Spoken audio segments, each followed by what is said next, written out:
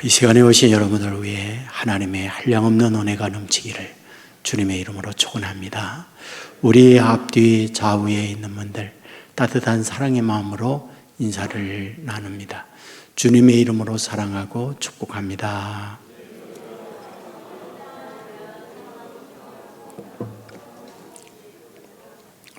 감사합니다. 찬양대원들 열심히 멋지게 인사 잘해서 고맙습니다. 홍익희라고 하는 분이 계시는데 세종대학의 교수님으로 계십니다.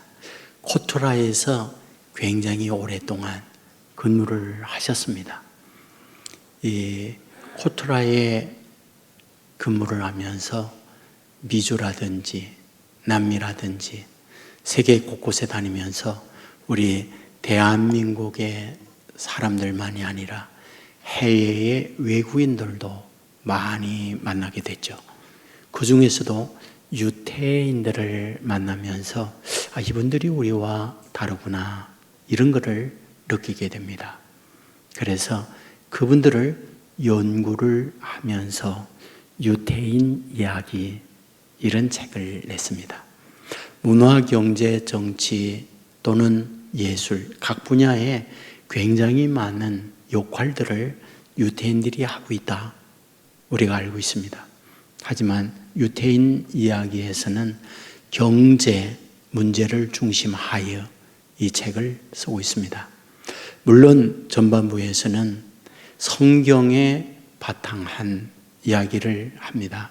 아브라함이 부자였고 이삭이나 야곱 경제적 안정을 얻은 사람들이었다. 그런데 400년 동안 이집트에서 노예 생활을 하다가 나올 때에 그들이 금은보화를 가지고 나왔다. 경제적 문제에 이제가 밝은 사람들이다. 그런 이야기를 쭉 해오다가 로마요에서 성경에 보면 이제 유다가 멸망을 하게 됩니다. 그 유다가 멸망을 하고 난 이후에 성경의 기록은 끝이 납니다. 바로 그 이후에 유대인들이 어떻게 지내왔는지 이런 역사적 바탕을 중심하여 기록을 하고 있습니다. 여기에 이런 얘기하죠. 바로 로마요에서 유태 나라가 망했을 때 그들은 주로 어디로 갔을까? 디아스포라로 세계 곳곳에 흩어졌지만은 가장 많이 흩어진 것이 이베리아 반도였다라고 말합니다. 이베리아 반도는 어딜까? 지금의 터키. 이 반도를 이베리아 반도라고 말하죠. 여러분 그 이후에 우리가 알고 있는 대로 로마 제국이 분열이 됩니다. 소로마와 동로마입니다. 동로마 제국을 비잔틴 제국이라고 말을 합니다. 이 비잔틴 제국이 오스만 제국에 의해서 멸망을 합니다. 비잔틴 제국이 기독교 나라였다면 오스만 제국은 이슬람 나라입니다. 이때에 유태인들에 대하여 오스만 제국은 어떻게 했을까? 우대 정책을 합니다. 그때에 오스만 제국이 경제 부흥을 이루었다. 이것을 씁니다. 하지만 왕조가 바뀌면서 유태인들에 대한 박해가 일어나게 됩니다. 그래서 유태인들은 도망을 쳐서 어디로 갔는가? 스페인이었다, 에스파니아였다라고 말하죠. 그때 무적함대 에스파니아의 부흥을 가져오게 되었다.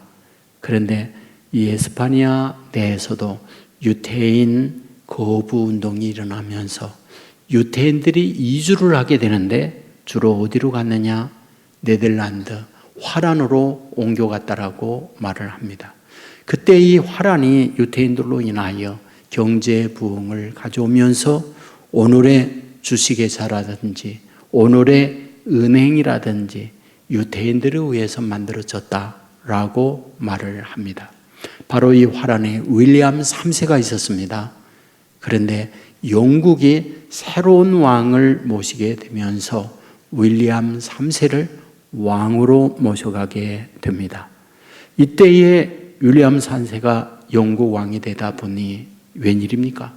경제적으로 거들나 있었고 미래가 불투명합니다. 그때 윌리엄 3세는 화란에서 유태인들의 모습을 보고 그들에게 사정합니다. 이번에 우리를 도와달라. 그때의 조건을 내세게 되죠. 은행권을 우리에게 주면 우리가 가서 영국 당신들을 돕겠다. 그리하여 유태인들에게 은행권을 줍니다. 그리하여 경제 부흥을 이루면서 소위 팍스 브리티시, 바로 대영 제국이 여기에서 태동하게 되었다라고 말을 하죠.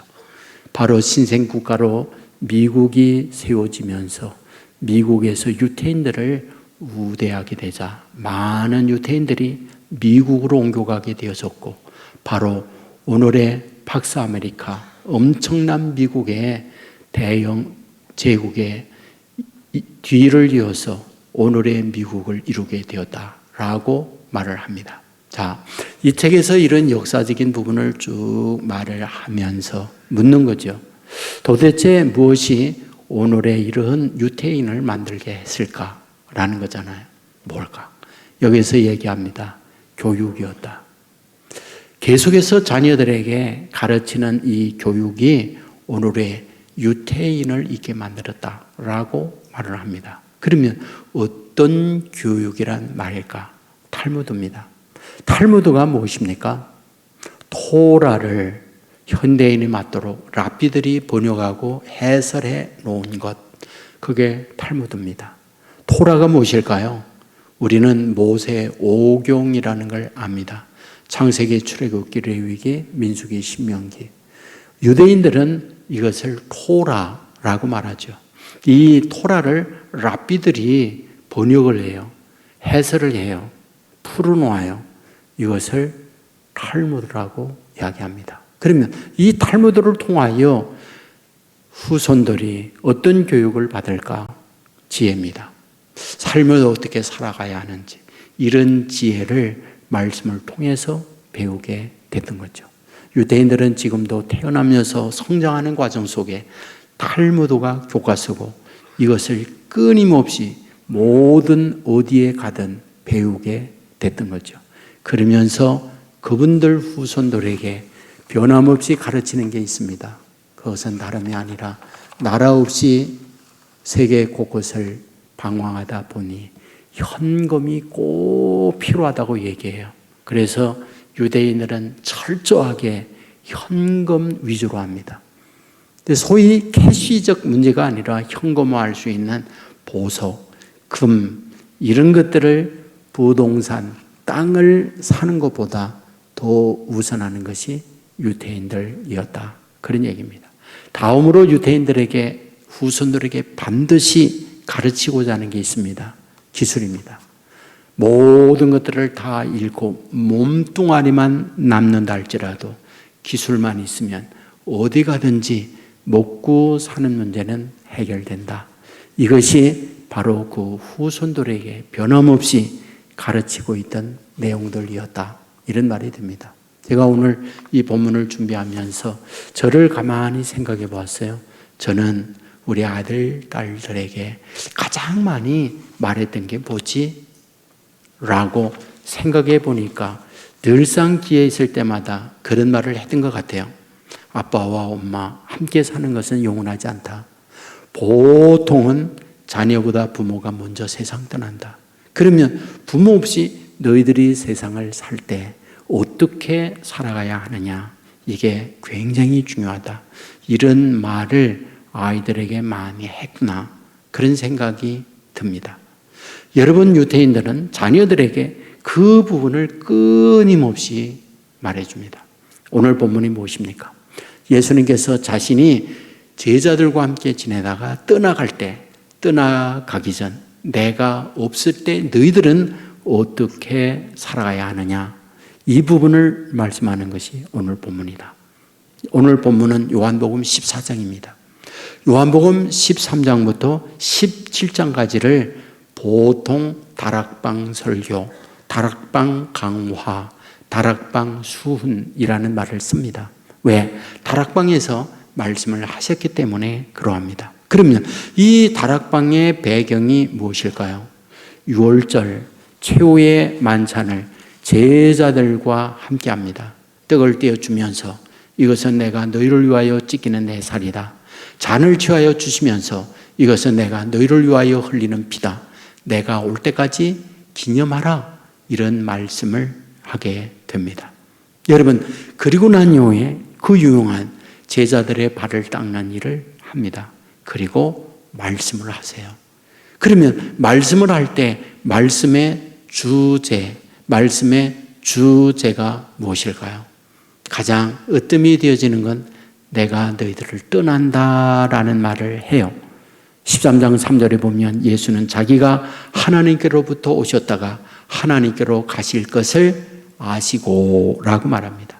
요한복음 13장 21절에 내가 진실로 진실로 이르노니 너희 중에 하나가 나를 팔리라. 나를 팔므로 내가 너희를 떠난다. 가룟 유다에게 내가 하는 일을 속히 하라. 요한복음 14장 2절에 내가 너희를 위하여 거처를 예비하러 가노니. 무슨 말일까요? 헤어지는 거예요. 떨어지는 걸 이야기하고 있습니다. 여러분, 이와 같이 예수님께서 떠나간다는 말을 제자들이 들었을 때 제자들은 어떤 마음을 갖고 있었을까요? 요한복음 14장 1절에 보면 너희는 마음에 근심하지 말라라는 말을 해요. 무슨 뜻이에요? 근심했다는 말이죠. 요한복음 16장 6절 내가 이 말을 함으로 너의 마음에 근심이 가득하였도다. 떠나간다는 말을 들었을 때 너희가 근심이 가득하구나 말하죠. 16장 20절에 보면 곡하고 애통하겠다. 내가 떠남으로 너희는 곡하고 애통하겠다. 16장 20절에 너희는 근심하겠으나 16장 25절에 지금은 너희가 근심하나. 무슨 말이에요? 떠나감으로 제자들은 근심하게 되었다. 근심으로 그칩니까? 아니죠. 16장 33절에 보면 너희가 환난을 당하나 담대하라. 담대하라 무슨 말이에요? 두려움이 있다. 본문 16절에 뭐라고 그래요? 너희는 마음에 근심하지 말고 두려워하지 말라. 두려워하고 있으니 두려워하지 말라라고 말씀을 하고 있다.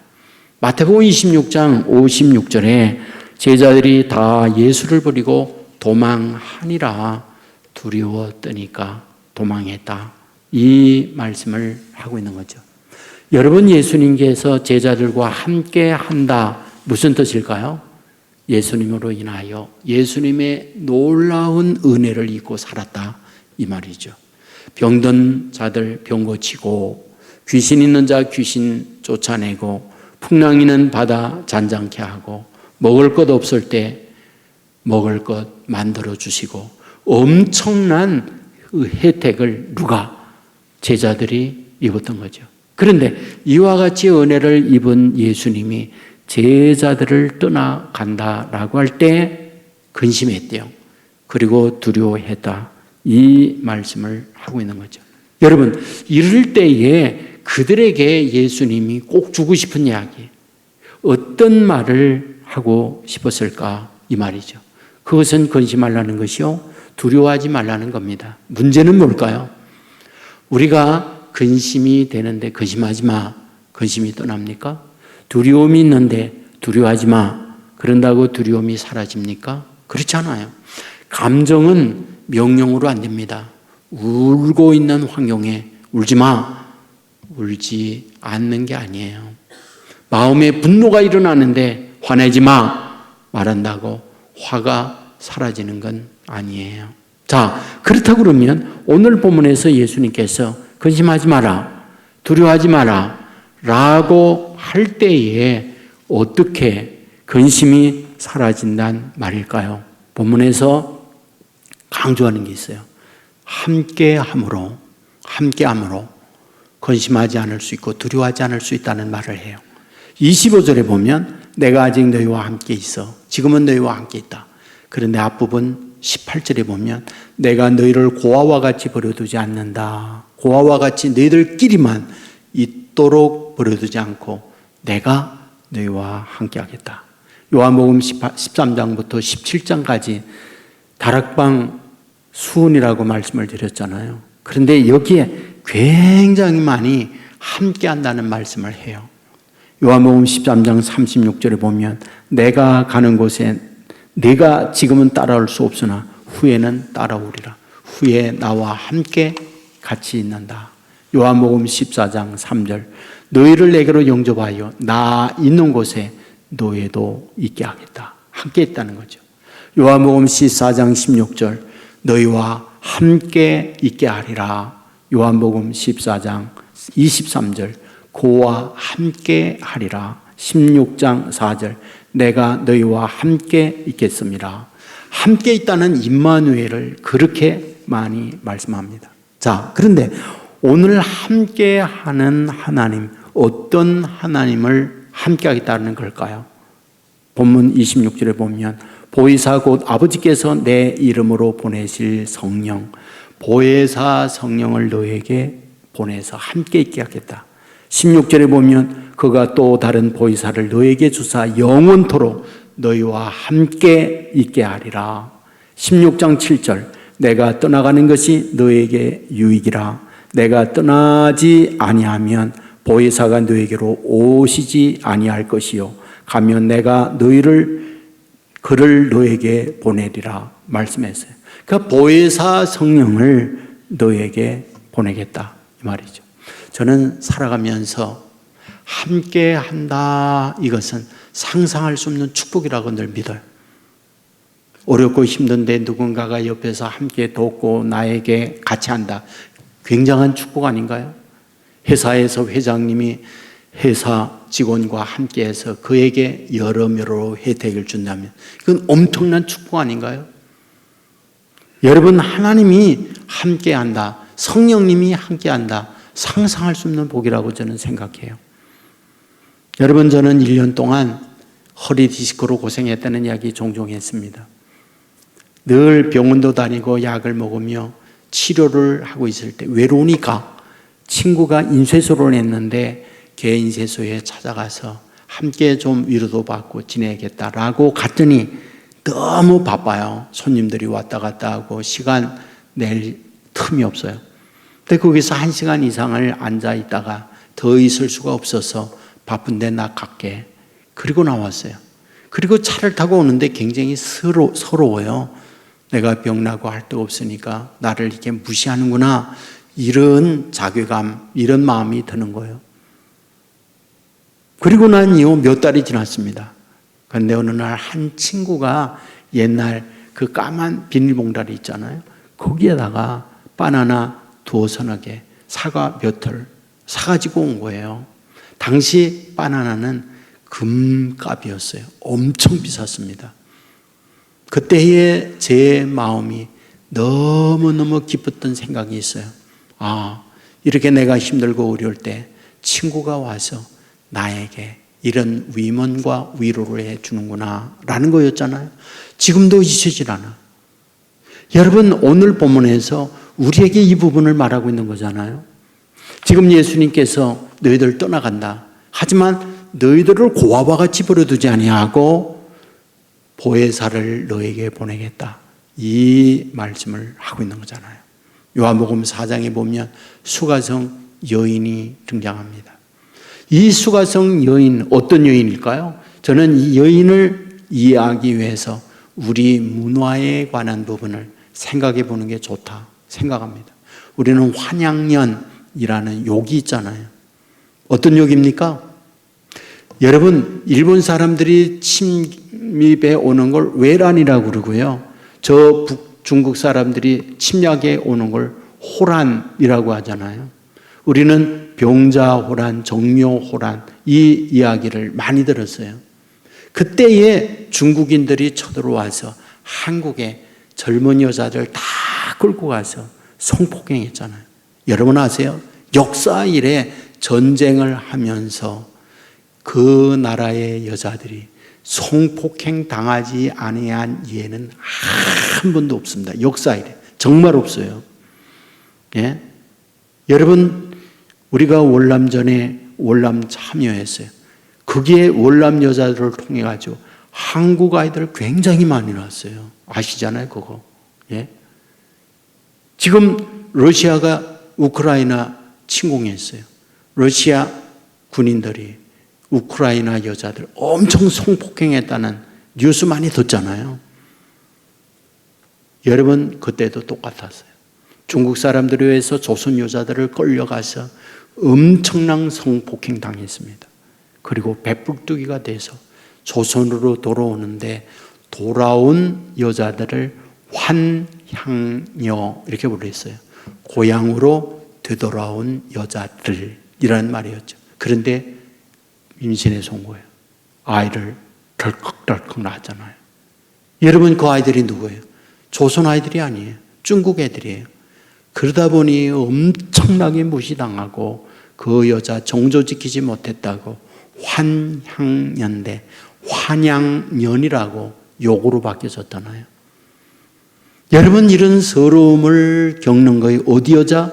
사마리아 여자라고요. 본문에 소개하고 있는 요한복음 4장의 수가성 여인이라고요. 수가성 어떤 곳이요? 아수르에서 침략되면서 그곳에 있는 많은 여자들이 버린 거예요. 아수르 남자들에 의해서. 그리고 아이들을 낳았어요. 그렇기 때문에 이 지역의 사람들은 다 무시합니다. 그 태어난 자녀들 성장을 하면서 얼마나 매질당하고 얼마나 무시당하고 얼마나 사람 취급을 못 당하며 성장했겠어요. 그게 바로 요한복음 4장에 나오는 여인이에요. 거기다가 남자 5이 있었고 6째 살고 있지만 내 남편이 아니라고 하잖아요. 무슨 뜻이죠? 사는 게 말이 아니었다. 높은 곳에 있으면 뛰어내리고 싶고 밧줄이 있으면 메고 싶은 심정으로 사는 것이 수가성 여인의 인생이었다. 그런데 예수님께서 어때요? 그것을 의도적으로 가요. 왜? 이 여인을 알고 있었거든요. 이 여인의 인생 그 모든 걸 예수님은 보고 있었거든요. 그리하여 그 여인에게 뭐하다? 위로하고 그 여인에게 뭐하다? 다시 소망을 주기 위하여 가셨던 분, 그분이 우리 예수님이다 말씀하고 있는 거잖아요. 여러분, 예수님께서 그 여인과 대화를 합니다. 그런데 그 대화 속에 키포인트, 주고자 하는 말씀 무엇이었을까요? 예수님은 말씀합니다. 내가 주는 물은 영원히 목마르지 아니하리니 내가 주는 물은 그 속에서 영생하도록 솟아나는 샘물이 되리라. 그 말씀을 하는 거예요.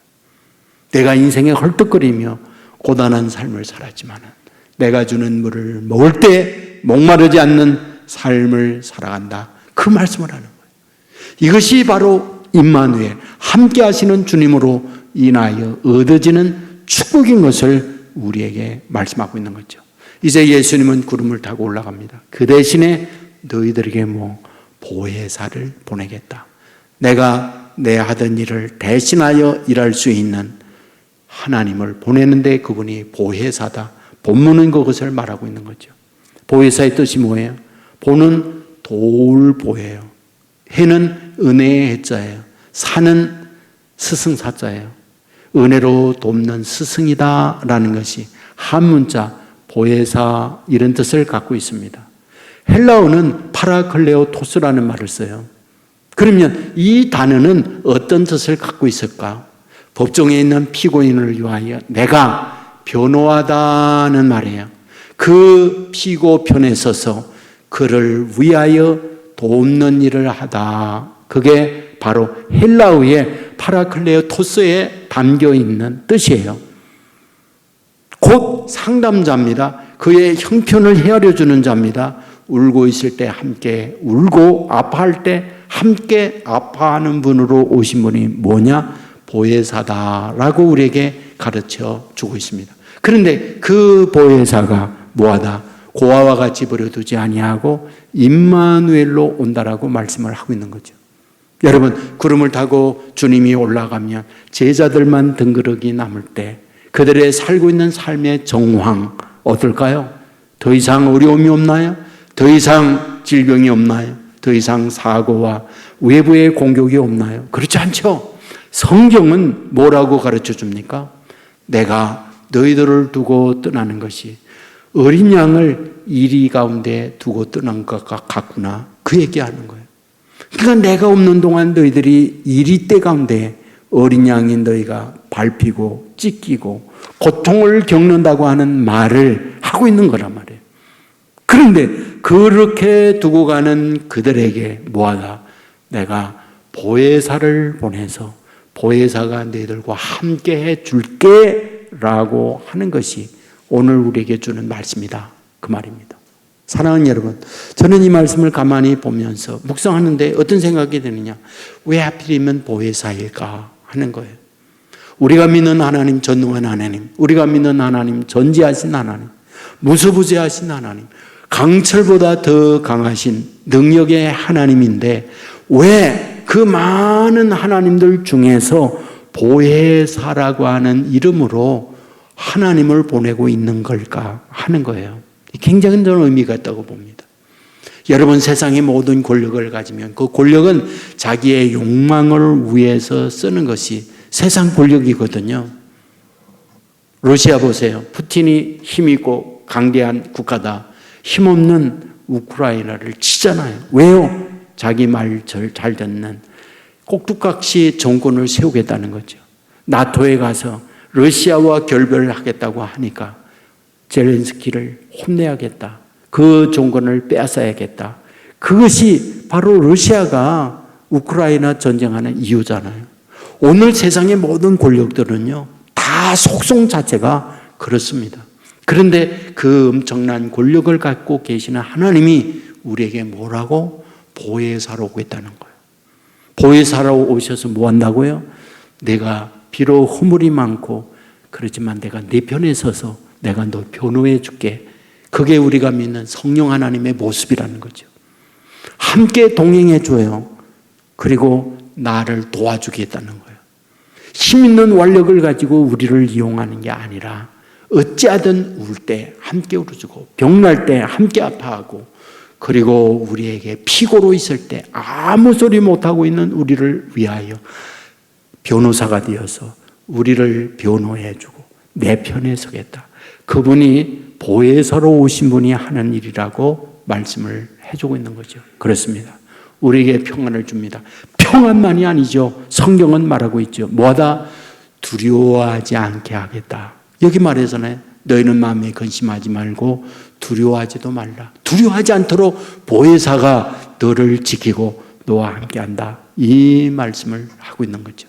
이것이 저와 여러분이 믿는 성령 하나님이 저와 여러분을 위하여 보혜사로 일하신다. 믿으시기를 주의 이름으로 축원합니다. 사도행전 12장에 보면요, 큰 사건 두 개가 나와요. 하나는 야고보 사도가 순교당하는 거. 또 두 번째로는 베드로가 순교당할 상황에서 능력으로 구출받는 내용이 있습니다. 여러분, 우리가 사도행전 12장 7절에 보면 이렇게 기록해요. 주의 사자가 베드로의 옆구리를 쳐 깨워 이르되 속히 일어나라. 이 말씀이 있어요. 배경이 무엇인가요? 야고보가 죽으니까 유대인들이 박수 쳤어요. 당시 왕이었던 헤롯이 유대인들의 지지를 받아야 하는데 예수님의 제자 야고보를 죽이니까 유대인들이 너무 좋아하는 거예요. 그렇다고 그러면 교회에 예수 믿는 예수쟁이의 제일 우두머리 베드로를 죽이면 그들이 더 좋아하겠구나. 그리고 베드로를 잡아서 감옥에 집어넣었어요. 근데 문제는 무교절이에요. 무교절에는 사람을 죽일 수 없습니다. 그러니까 무교절 끝나는 다음 날 너 죽일 거야. 그리고 집어넣었어요. 여러분, 감옥이 어떤 곳이에요? 5성급 호텔입니까? 가정의 모든 것들이 구비된 그런 곳이 감옥입니까? 여러분, 인권이 살아 인권을 말하는 현재도 감옥 가는 건 쉬운 게 아니에요. 좋은 게 아니에요. 당시 감옥이라는 것은 짐승보다 못한 취급을 받는 곳입니다. 먹을 거 있습니까? 바닥이 매트리스가 있습니까? 여러분, 쥐가 우글거리고 벼룩이 우글거리는 그런 곳이에요. 사람이 지낼 수 없는 곳이에요. 날이 밝으면 내일 야고보처럼 죽어요. 그게 베드로의 신세입니다. 그런데 오늘 말씀에 주의 사자가 옆구리를 치다. 무슨 말이에요? 헌들어도 일어나지 않으니까 여러분 엎어서라고 훅을 날렸다. 그 뜻이에요. 여러분, 도대체 어떻게 야고보 죽은 걸 알고 내일 죽는다는 사실을 베드로가 알고 있는데 어째서 이렇게 마음에 평안을 갖고 그 감옥에서 잠을 자고 있는 걸까요? 단 하나예요. 보혜사가 그곳에 함께하고 있으니까 베드로와 함께하고 베드로를 보호하고 베드로를 지키니까 이러한 은혜가 임한 거잖아요. 두려움이 사라지는 거죠. 왜? 눈 뜨면 천국이다. 이 사실을 믿으니까요. 그러니까 보혜사가 우리와 함께한다 이 말은 상상할 수 없는 축복이 거기에 임하다 그 말이거든요. 사실 어떤가요? 옥문이 열렸죠. 사슬이 부러졌죠. 그리하여 자유롭게 그곳에서 나오게 되어지는 걸 사도행전 12장에서 보잖아요. 저는 이 보혜사 하나님이 동일하게 현재를 살고 있는 저와 여러분에게 찾아오시고 함께한다 믿으시기를 주의 이름으로 축원합니다. 윤상혁이라는 분이 있어요. 이분이 사랑으로 길을 내다 이런 책을 냈거든요. 윤상혁 어떤 분일까? 평양 의대 교수로 있는 분이에요. 그런데 이분이 사랑으로 길을 내다 하는 책을 냈습니다. 이분이 이와 같은 히스토리를 여기에 쓰고 있어요. 그런데 이분이 인천 분이에요. 그리고 인천 내리 감리교회에서 어릴 때 신앙생활 한 분입니다. 근데 공부를 너무 못해가지고 언제나 꼴찌, 나머지 공부 맡아놓고 하고 어머님이 너무 속상하니까 서울대학 수학과에 다니는 학생에게 과외를 시켰어요. 근데 이 책에서 이렇게 얘기해요. 그 선생님이 얼마나 잘 가르치는지 실물적으로 가르쳤다는 거예요. 어떻게? 사과를 넣고 칼로 네 동분을 하면서 여기 말이지 하나를 넷으로 나누었다는 거야. 네 등분했다는 거야. 그 네 등분 가운데 요거 하나 내가 먹어라. 요 하나를 먹을 때 4분의 1을 먹었다고 하는 거야. 알았지? 이 책에서 윤상혁은 수학이 그렇게 재미있더래요. 머리에 쏙쏙 들어오더래요. 학교 가서 시험 봤어요. 시험을 너무 잘 풀었어요. 다음날 시험 점수를 알아보는데 책상 위에 다른 학생들 점수가 다 시험지가 덮여져 있어요. 근데 자기 가보니까 자기는 덮여 있지도 않고 시험지가 없어요. 이상하다 봤더니 이 책상, 이 서랍 이 안에다가 넣은 거예요. 꺼내서 봤더니 놀랄로 짭니다. 빵점이에요. 그렇게 과외를 했는데 빵점을 맞은 거예요. 완전히 기적이잖아요. 엄마한테 엄청 맞았다고 해요. 결국 공부는 아니구나. 공부 포기했습니다. 이래가지고 되겠느냐. 특기생으로 대학이라도 가야지. 그리하여 그때부터 수영을 배워요. 수영. 여러분 돈 인천 실내체육관 수영장 있는 거 많은 분 알 거예요. 거기서 수영을 배워요. 놀라운 성적이 나와요. 2등, 3등이 나와요. 왜 2등, 3등이냐? 선수가 2명일 때는 2등, 선수가 3명일 때는 3등. 점수가 그렇게 나왔다는 거예요. 자, 그리하여 체고 갔습니다. 그리하여 체대 갔습니다. 2학년 때 체육 선교회에서 하는 집회에 참여했어요. 근데 성령께서 찾아왔어요. 말해요. 상혁아, 내가 너를 내 종으로 쏘겠다. 하나님이 쏘겠다는 거예요. 감격하죠. 그런데 전문인 사역자로 쏘겠다 말씀해요. 아, 그렇지. 나를 수영 선수로 만들어서 수영을 통한 전문인 사역자로 쓰려고 하는구나. 그런데 아니야. 의료 선교사로 너를 쏠 거야. 그러니까 기술하는 거죠. 자기는 공부와 담산 사람이에요. 대학 2학년 내 휴학을 했어요. 자기와 친했던 친구가 가족이 시카고로 이민을 갔어요. 그 친구에게 연락했습니다. 나도 미국 가서 공부하고 싶다. 갈 수 있냐? 연락이 와서 와도 된다고.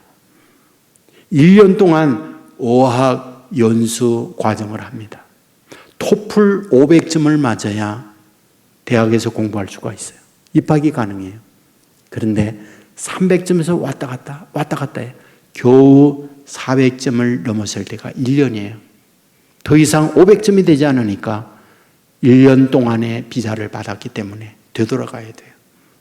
이제는 한국으로 다시 가야 하는구나. 그럴 때 자기하고 같이 랭귀지 과정을 했던 룸메이트가 일본 학생인데 독실한 크리스찬이고 목사가 되려고 유학을 온 거예요. 근데 얘는 토플이 500점이 훨씬 넘어요. 그리하여 그 점수로 나사렛 대학, 시카고에서 몇 시간 떨어져 있는 곳에 입학 자격을 받게 됩니다. 그리고는 이제 그곳으로 가기 위하여 차가 없으니까 윤상혁 이 학생에게 부탁한 거예요. 나 좀 그 대학에 태워달라. 마지막 그에게 인신 쏜다. 그리고 그 친구를 태워가지고 나사렛 대학에 갔어요. 얘는 입학 수속을 위하여 왔다 갔다 합니다. 자기는 안내석에 이렇게 많이 앉아 있는데 앞에 미국인이 그 사무실에 있는 거죠. 대학 관계자죠. 근데 마음속에 저분에게 뭔가 내 인생 스토리를 말하고 싶다. 이런 마음이 드는 거예요. 그리고는 들어가서 자기를 소개합니다. 나는 한국에서 온 사람이고 대학을 가기 위하여 토플 공부를 했는데 500점이 넘어야 가는데 500점이 안 됐다. 난 갈 수가 없다.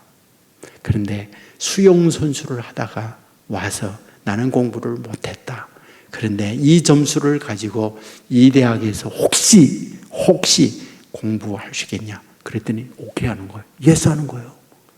그 대신에 조건이 하나 있어요. 공부할 때에 거기에서 점수를 받지 못하면 되돌아가야 된다. 성적에서 F를 맞으면 되돌아가야 한다. 이런 조건을 내세운 거예요. 여러분 할렐루야 아닙니까? 이제 가야 되는데 토플 500점이 하는데 대학에서 받아주는 거니까 여기에서 죽으라고 한 거예요. 그런데 더 놀라운 게 뭔지 아세요? 이제 새로 입학하는 학생들 명단이 쭉 게시판에 붙어 있는데 자기는 유일하게 한국인이 혼자예요. 그런데 코리아 대전으로부터 오는 학생이 있다는 거예요. 예? 대전에서 이 대학에 유학을 오는 거예요. 기대가 부풀었죠. 만났어요. 누구냐? 그 대학 출신 아버지가 있어요. 나사렛 대학, 나사렛 교단의 목사님이에요. 그 목사님이 한국으로 선교사로 왔어요. 나사렛 대학에서, 한국 나사렛 대학에서 교수 일을 하는 분의 딸이에요, 딸. 그 딸이 자기 딸을 자기가 졸업한 자기 교단의 대학에 다시 한국에서 미국으로 보낸 거예요. 그 딸을 만난 거예요. 그래서 그 딸과 서로 주고받고 하다가 사랑이 불켜가지고 결혼했잖아요. 그런데 그 딸이 말이죠. 소원을 한 게 있어요. 하나님의 음성을. 그게 뭐냐. 너 이곳에 너희 아버지가 오면은 북한에 복음을 위해서 너를 보낸 거다. 여러분 북한에 그냥 갈 수가 없잖아요. 목사는 못 가잖아요. 그러니까 의학 공부를 위해서 그 나사렛 대학에 생물학이 있었어요. 그 생물학 공부를 윤상혁 둘이서 해가지고 둘이가 다 의사가 됐어요. 그리고는 바로 그 비전대로 이북으로 간 거예요. 그곳에서 여러 과정이 있었지만은 그 평양 의과대학에서 학생들을 가르치는 일을 하면서 복음 전거하는 일을 하는데 그곳에 3남매 같이 있죠. 자기 아버지까지 평양에서 현재 살고 있는데 코로나 때문에 나왔다가 지금 못 들어가고 있는 상황에서 한국에서 이 책을 낸 거예요. 여러분 이 얼마나 놀랍습니까? 정말 이와 같이 형편없지만 하나님이 돕는 은혜, 하나님의 인도를 받게 될 때 이런 엄청난 일들을 해낸다는 걸 우리에게 간정적으로 보여주잖아요. 성경을 보면 성령께서 보혜사가 우리에게 임할 때 어떻게 임합니까? 다 하나같이요. 기도할 때에 보혜사가 임해요. 다 하나같이 그렇습니다. 가만히 멀뚱하고 있는 보혜사가 오는 게 아니에요. 오순절날에 기도할 때 성령이 임하죠. 사도행전의 제자들이 성령이 임할 때를 다 하나같이 보세요. 다 기도할 때 기도의 통로를 통하여 보혜사가 임해요. 여러분 오늘 우리에게 기도는 축복의 도구입니다. 하나님께 기도하고 보혜사 성령의 인도를 받아서 정말 그분이 뭐예요? 평안 주신다. 그분이 뭐예요? 담대케 해주신다. 그분이 뭐예요? 지혜도 주시잖아요. 도저히 그분이 할 수 없는 상황이었지만 그분이 함께함으로 말미암아 의사가 아무나 됩니까? 완전히 공부와 담쌓아 있는 그런 분인데 여러분 성령께서 오셔서 하니까 되잖아요. 아버지 앞에 의지하고 기도를 통하여 보혜사 은혜를 믿고 담대하고 평안을 누리며 살아갈 수 있는 저와 여러분 될 수 있기를 주의 이름으로 축원합니다. 모두 자리에 일어나서 찬양하겠습니다.